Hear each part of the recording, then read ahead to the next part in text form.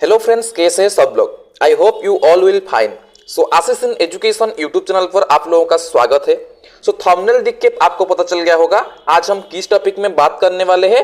4 year integrated BEd. सो अगर आप RIE regional institute of education पे 4 ईयर इंटीग्रेटेड बीएड करना चाहते हैं तो फिर ये वीडियो आपके लिए। इस वीडियो में मैं आपको बता दूंगा कि 4 ईयर इंटीग्रेटेड बीएड करने के लिए RIE के अंडर कौन कौन सा इंस्टीट्यूट है और वो इंस्टीट्यूट्स कहाँ कहाँ पर है, और इंस्टीट्यूट के बारे में ऑल रिगार्डिंग डिटेल्स मैं आपको बता दूंगा कि कौन सा इंस्टीट्यूट में कितना सीट है। देन आपका क्या ना हॉस्टल फैसिलिटीज, कौन सा इंस्टीट्यूट में कैसा हॉस्टल फैसिलिटीज रहेगा, आपका एलिजिबिलिटी क्राइटेरिया क्या रहेगा, देन काउंसलिंग प्रोसेस क्या रहेगा, एप्लीकेशन अप्लाई करने के लिए फीस स्ट्रक्चर क्या रहेगा, और फिर हमारा स्कॉलरशिप सिस्टम कैसा रहेगा। ऑल इंफॉर्मेशन मैं आज आपको इस वीडियो में बता दूंगा, इसीलिए स्किप ना करके कंप्लीटली देखिएगा, फॉर विच आपको कोई भी डाउट नहीं रहेगा। ओके, उससे पहले अगर आप अभी तक हमारा चैनल को सब्सक्राइब नहीं किए हैं तो फिर सब्सक्राइब करके बेल आइकन पे क्लिक कर दीजिएगा, फॉर विच आपको ऐसे ही इंफॉर्मेशन मिलते रहेगा। ओके, तो शुरू करते हैं 4 ईयर इंटीग्रेटेड बीएड का इंफॉर्मेशन ब्राउज। ओके, सो कौन कौन सा डिटेल्स में आपको बताने वाला हूं, मैं आपको बता दिया। देखिए वन बाय वन हम डिस्कशन करेंगे। So information browse BA BEd. So first of all हम देखेंगे 4 ईयर का जो हमारा बीए बीएड कोर्स होता है, 4 years integrated BA BEd. Okay, so NCT the National Council of Education Research and Training NCERT is an autonomous organized set up in 1961 by the government of India to assist and advise the central and state government on policies and program for qualitative improvement in school education. So ये जो हमारा 4 year का BA BEd course है RIE की under से, वो NCTE के under में जाता है। ओके, सो कौन कौन सा इंस्टीट्यूट है मैं आपको बताऊंगा, और कौन सा इंस्टीट्यूट में कितना सीट है बीए बीएड के लिए। ओके, देन उसके बाद मैं आपको ऑल डिटेल्स जो रहेगा बता दूंगा। सो पहले देखिए बीए बीएड कोर्स के बारे में जानेंगे। तो BA BEd course 4 year has been one of the most prestigious course offered by the constituent institutes RIE of NCERT New Delhi. This course provides complete integration of content, social science and humanities and pedagogy evenly distributed throughout the duration of the course. The students may opt one language and 2 social science subjects as optional to enable them to become TGT social science and TGT language. So teacher बनने के लिए आप upper primary which is, देखिए यहाँ पर आपका लिखा गया है, आपका क्लास 7 से लेकर क्लास 7, 8, 9, 10 इसके लिए आपको बीएड करना पड़ता है। इंटीग्रेटेड बीएड आप कर सकते हैं, और उसके बाद +2 that is XI and XII के लिए आपको PG करना पड़ता है। ओके, सो देखिए कौन कौन सा इंस्टीट्यूट है RIE के अंडर बीए बीएड पढ़ने के लिए। आपका ये 4 इंस्टीट्यूट है। ओके, सो इंटीग्रेटेड बीए बीएड के लिए आपका जो 4 ईयर का इंटीग्रेटेड बीए बीएड है उसके लिए RIE के अंडर 4 इंस्टीट्यूट है। देखिए RIE Ajmer, RIE Bhubaneswar, RIE Bhopal, RIE Mysore. Okay, कितना सीट है? RIE अजमेर में 55 सीट है, RIE भुवनेश्वर में 55 सीट है, भोपाल में 44 सीट है, मैसूर में 44 सीट है। ओके, कौन सा इंस्टीट्यूट में कितना सीट तुमको पता चल गया। देन उसके बाद हम दिखेंगे एलिजिबिलिटी। ओके, सो एलिजिबिलिटी क्या रहेगा?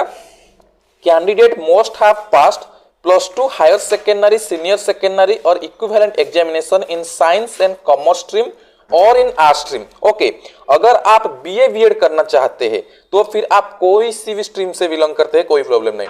साइंस हो सकता है, कॉमर्स हो सकता है, आर्ट्स हो सकता है, लेकिन अगर आपको बीएससी बीएड करना होगा तो आपको सिर्फ साइंस स्टूडेंट ही अप्लाई कर सकते हैं। +2 में जो साइंस लिए होंगे वो ही अप्लाई कर सकते हैं। लेकिन अगर आप बीए बीएड पढ़ना चाहते हैं तो आप कोई भी स्ट्रीम से बिलोंग करते हैं, साइंस हो या फिर कॉमर्स हो या फिर आर्ट्स हो, आप अप्लाई कर सकते हैं विथ एटलीस्ट 50% मार्क। अगर आपका 50% मार्क नहीं होगा तो आप अप्लाई नहीं कर सकते। अगर आपका +2 में 55% है तो फिर आप अप्लाई कर सकते हैं। और ST SC PWD EWS candidate के लिए 5% रिलैक्सेशन दैट इज 45% होगा तो भी चलेगा। ओके, देन नेक्स्ट देखिए रिजर्वेशन सीट। सो रिजर्वेशन कितना कितना रहता है। देखिए As per the Government of India rules, candidates belonging to certain categories are admitted to seats reserved. देखिए SC कैटेगरी के लिए 15% रिजर्वेशन, एसटी कैटेगरी के लिए 7.5% रिजर्वेशन। सो आप कैलकुलेट कर सकते हैं। अगर आप कैलकुलेट करेंगे आरआईई भुवनेश्वर के लिए, आरआई भुवनेश्वर में टोटल सीट 55, सो 55 से आपका एससी के लिए 15%, इसका 15% आप निकाल लीजिएगा, जितना होगा उतना होगा क्या आपका एससी के लिए रिजर्व सीट, एसटी के लिए 7.5%, ओबीसी के लिए 27% एंड पीडब्ल्यूडी के लिए 5%, ईडब्ल्यूएस के लिए 5% और रेस्ट जो हो गया वो जनरल के लिए। Okay, candidates applying under reservation quota will considered only on the basis of the list notified by the government of India and the category certificate, PWD certificate in the format approved by GOI issued by the competent authority. OBC candidate will have to attach a certificate from competent authorities stating that he or she does not belong to creamy layer.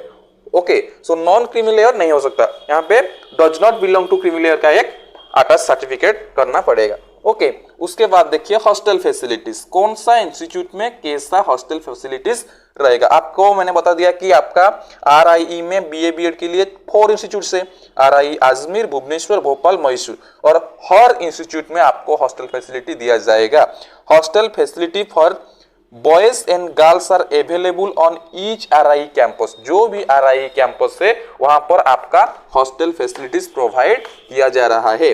Okay, then other कुछ important other general information देखिए। आपका जो application fee है 1000 rupees, जब आप apply करेंगे इस entrance के लिए, आरआई एंट्रेंस के लिए, तो आपको क्या करना पड़ेगा, 1000 रुपीज पेड करना पड़ेगा। Okay, then that is for the fee for application is Rs 1000 for general and OBC, general and OBC के लिए 1000 and SC ST PWD EWS candidate के लिए आपका 500 rupees. Okay, for online submission of application form visit website www.cencrt government. जब भी आपका apply का notification आ जाएगा मैं आपको बता दूंगा, उस टाइम आप ये अप्लाई कर सकते हो। अभी अप्लाई का नोटिफिकेशन नहीं आया हुआ है, जब आएगा मैं आपको इन्फॉर्मेशन प्रोवाइड कर दूंगा, इसलिए चैनल को सब्सक्राइब करके बेल आइकन पे क्लिक कर दीजिएगा, फॉर विच जब भी मैं वीडियो अपलोड करूंगा आपके पास इन्फॉर्मेशन चला जाएगा। ओके, सो देखिए यहाँ पे आपका कोर्स क्या क्या हो सकता है, बीएससी बीएड और BA BEd. So first of all मैं बीए बीएड के बारे में ही आपको बता रहा हूँ, उसके बाद हम जाकर बीएससी बीएड की तरफ जाएंगे। सो बीए बीएड में आपका और कुछ इन्फॉर्मेशन देखिए मैं आपको बता देता हूँ। Year of passing appearing qualifying examination should be selected for date of birth, enter the date, month and year. जब आप अप्लाई करेंगे उस टाइम आपको ये सब पता चल जाएगा, इंस्ट्रक्शन में आपको प्रोवाइड किया जाएगा।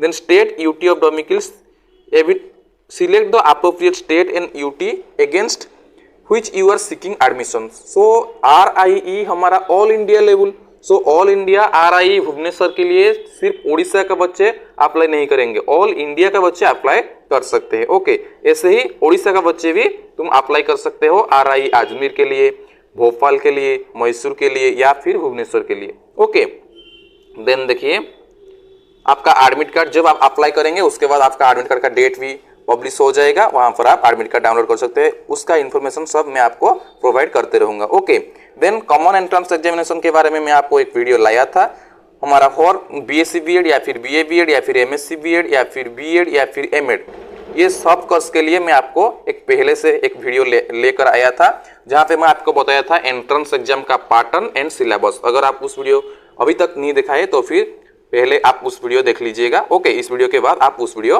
देख लीजिएगा। देन सिलेबस ये भी मैं आपको बताया था। ओके, उस वीडियो आपको आप देख लीजिएगा।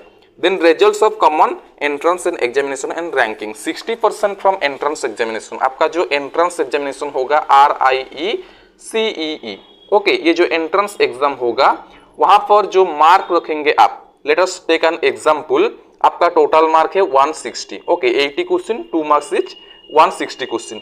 ओके, अगर आप 160 से 100 रख रहे हैं तो फिर ये 100 से आपका 60% कैलकुलेट किया जाएगा। 100 का 60% कितना होगा, 60। देन आपका 40% from our aggregate score of BSc BEd BA BEd.